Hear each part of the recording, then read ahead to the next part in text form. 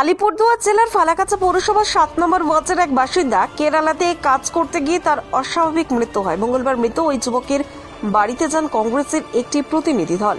তারা ওই পরিবারের পাশে থাকার আশ্বাস দেন।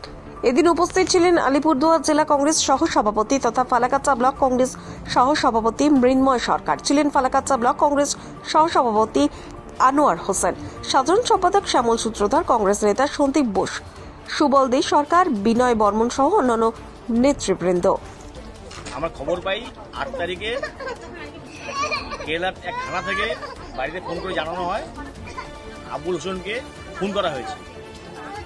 আমরা বেশ কিছুদিন থেকে দেখছি দেশের বিভিন্ন প্রান্তে বাংলাভাষীদের উপর আক্রমণ হচ্ছে।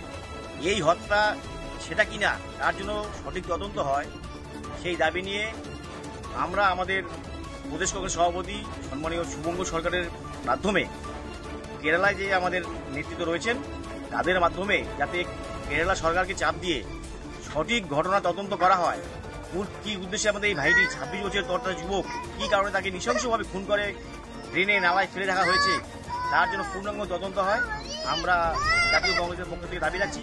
পাশাপাশি এই পরিবারের পাশে আমরা সবভাবে থাকার আশ্বাস দিচ্ছি। আমরা এনার পাশে থাকবো এবং এরা যারা বিচার পায় এই দাবি আমরা কেরালা সরকারকে দিয়ে করাবো, করেই ছাড়বো।